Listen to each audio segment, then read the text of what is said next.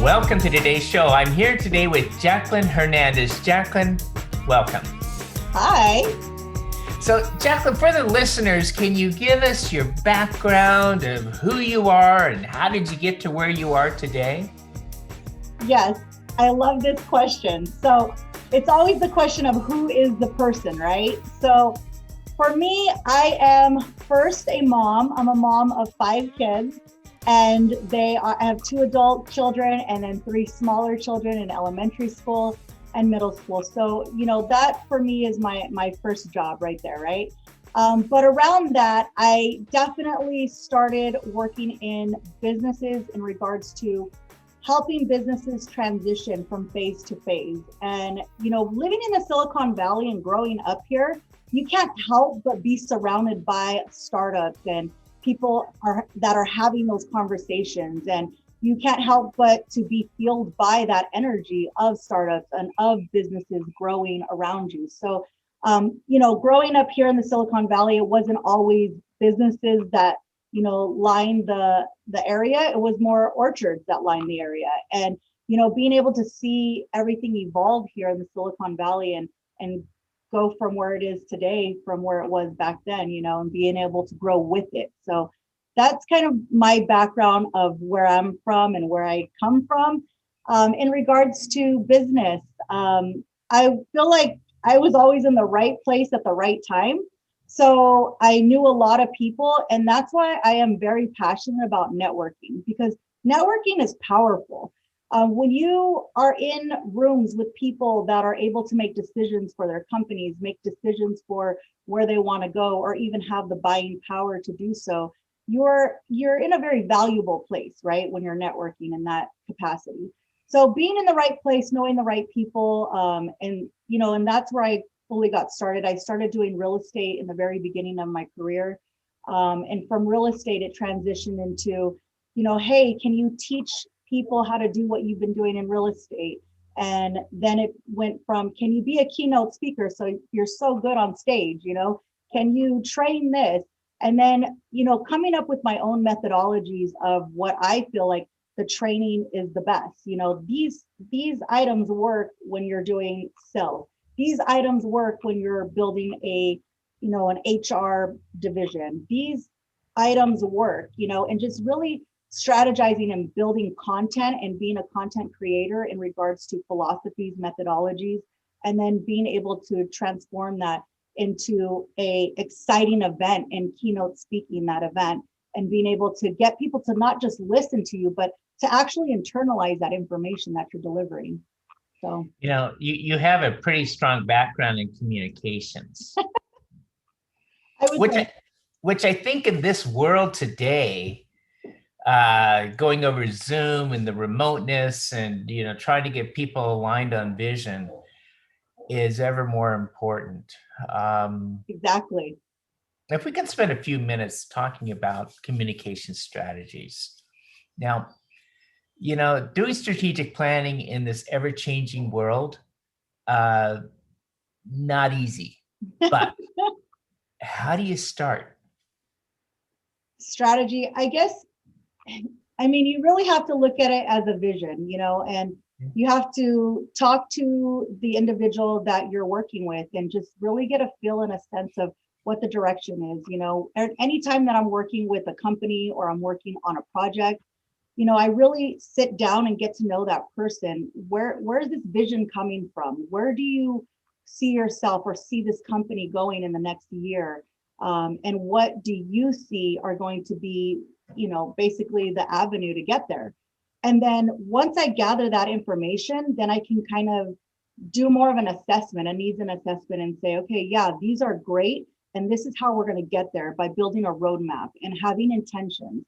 I feel like the most important strategy is to have clear intentions. What are your intentions? And because once you know what your intention is, building the how-to and the pathway to get there is a lot easier and much more simpler than to, have an idea and not really have an intention that's, driving that idea. So. I love that. The analogy of the person who comes to you says, Jaqueline, I want to be a concert pianist, but I don't know how to play the piano, would immediately be vetted out, because the first thing you do is you sit down with the person, you talk about what they're good with, right? Yes, exactly. And just really getting all that information. I feel like that's so important. And I feel like it's very much missed in the communication portion and process of when you are developing strategy. You don't really get the background of that person or the back thought of those ideas to even know how it manifested for this person, for this company, for the individual. So, in addition to real estate, what other projects are you involved with? And I understand you're kind of balancing this between being a mom. By the Yeah. way, what's the age of your youngest child? My youngest is 7, and she Oh, is such a diva, high maintenance. wonderful. That's what 7-year-olds do. So balancing this out, what other things have you been involved with then? So I've worked on county projects. I've even worked with network marketing companies on projects with them to develop marketing strategies, or, to be able to build out communities as well. I've worked with many different startups in regards to just building out their employee base, having trainings that are systematic for their entire employee base, and then also developing onboarding processes. A lot of people don't really, when you're running a company or you're running a startup, your only goal is to eventually get to that profit, right? You want to start making that profit right away, and that's what the goal is. But sometimes we don't scale it back and think about the training that your people are not getting, because you're so focused on the sales, you're so focused on the product portion of it, and the idea of what you're doing. So for me, I believe that training is like a high priority when you are bringing people aboard. There has to be a system in place that they are gaining the information and the expectation of what is the culture here, what is expected of me. If people don't know what's expected of them, they don't really know what direction they're headed in, and they're just throwing everything up against the wall and hoping that it sticks. And sometimes, I've talked to a lot of startup companies that didn't do that process in the beginning, and they're like, I don't even know how in the world we made it to where we are, because we didn't have any of that stuff in place. So, looking back, the companies and the startups and, different businesses say, I wish I would have invested time or, the energy or the money into that, in the very beginning, because I feel like we could have got to our goal, our process a lot quicker, because people would have had more of a training and more of a background to what we were doing specifically.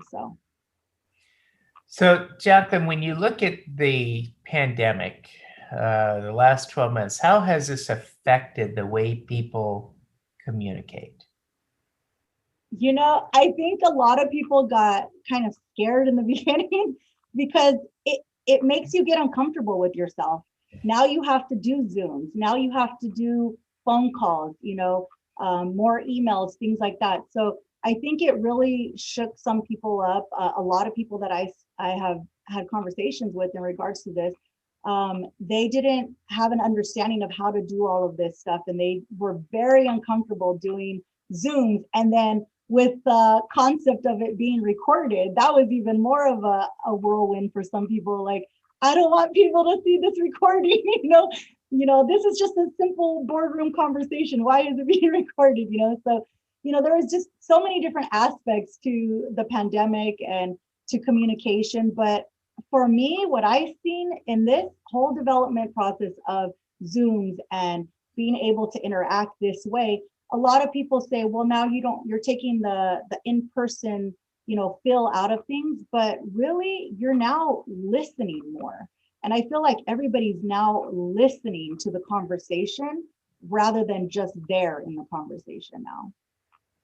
So I feel like communication, once everybody started getting, on hitch with it, I feel like the communication has definitely, enhanced people's awareness and also their exposure, because people now are watching and listening to what you have to say.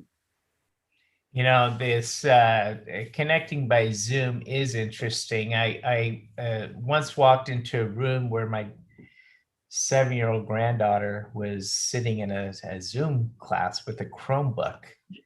And next thing I knew, she took the Chromebook off the table and started following grandpa around the room.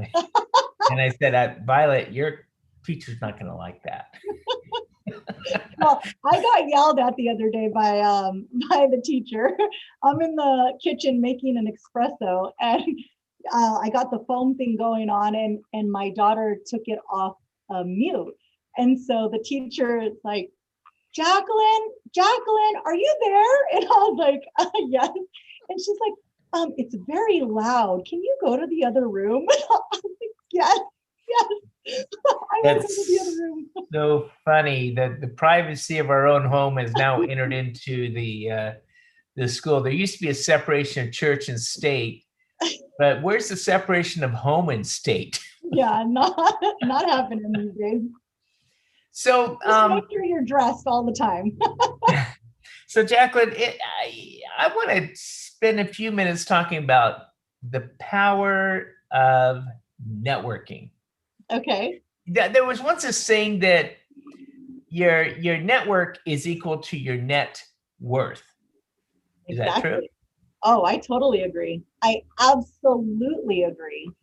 Okay. Definitely it is. And what we're doing right now, where I'm at right now in the company that I'm working with, and just really helping their expansion and their goal is basically to connect, energize, and grow. And when you're talking about networking, developing relationships, connecting people, think about it as an extension of exponential growth for yourself.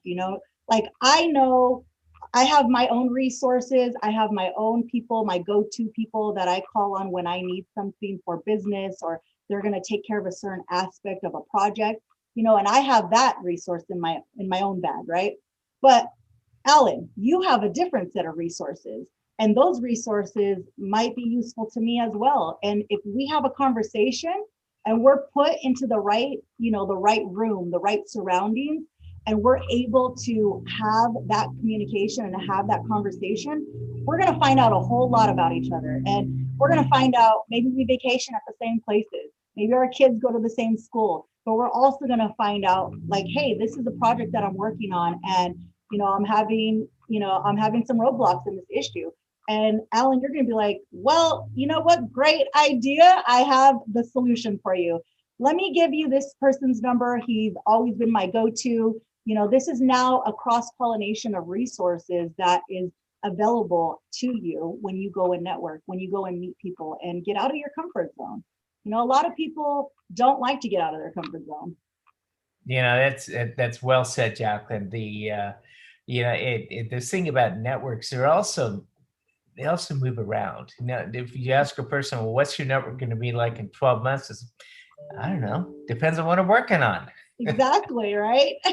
And that it goes without saying that all that we have to do or all that we really have is time, and what we do with that time. The decisions that we make will influence who we relate to on a daily basis.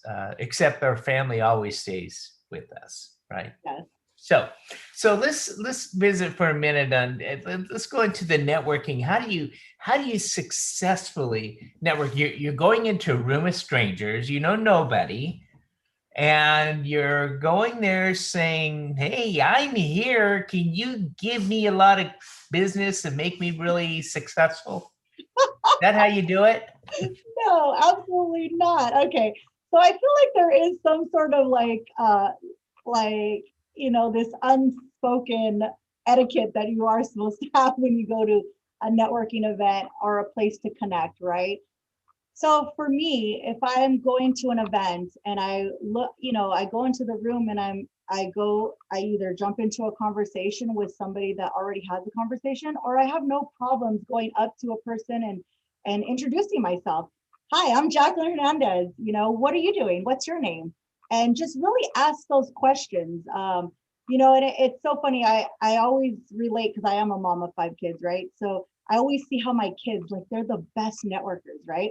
They can go up to anybody, ask them like personal questions about themselves and not even feel any sort of conviction or, embarrassment. So it's always interesting to watch my kids in action. But yeah, so going into the room and having that childlike not conversation, but childlike attitude where you're going to go up to somebody, you want to meet them and be interested in what they're saying, be interested in who they are and what they're doing, before you just go out there and give it all you got with who you are.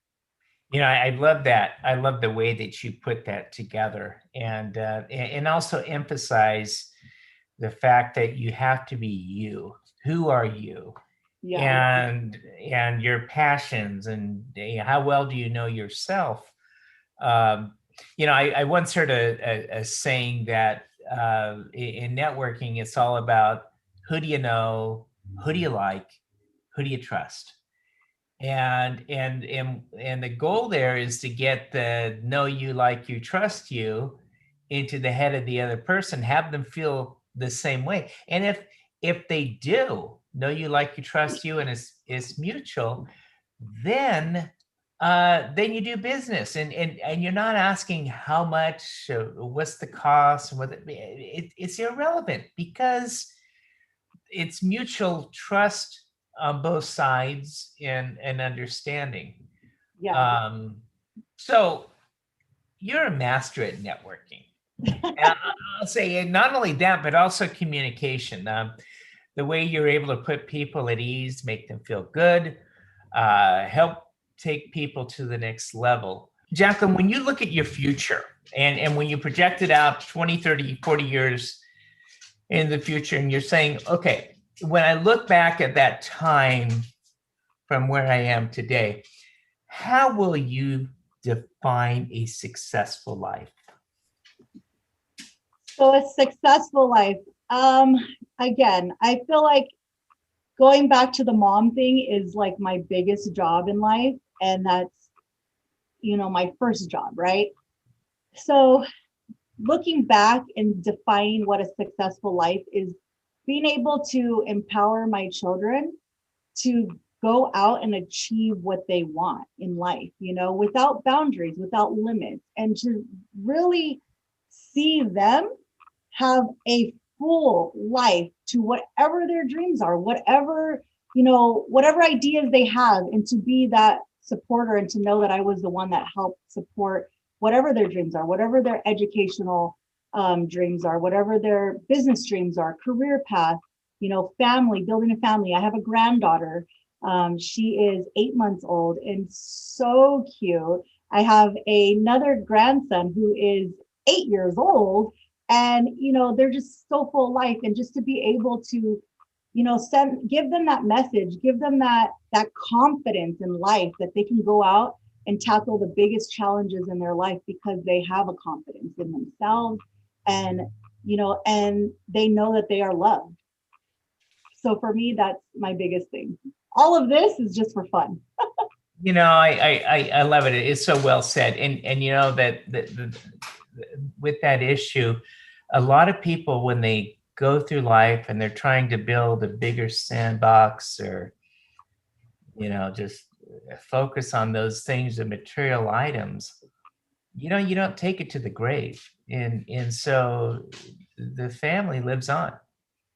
12 months after a person's gone, the only people that really remember them are their family members and their memories that they had. And I think that your foundation is just spot on. I love it. But in the meantime, we have fun with relationships. We have fun with critical thinking. We have fun. And you've done so much for so many people and helping them to get focused on the things that are important in life. Yeah. Okay. So any final words for us? No final words. Just, I'm really excited to be here with you and to have this opportunity, and just go have fun with everything you're doing. It has to be fun. If you're not having fun, you're not doing it right. Been visiting here today with Jaqueline Hernandez. Jaqueline, thanks for being with us.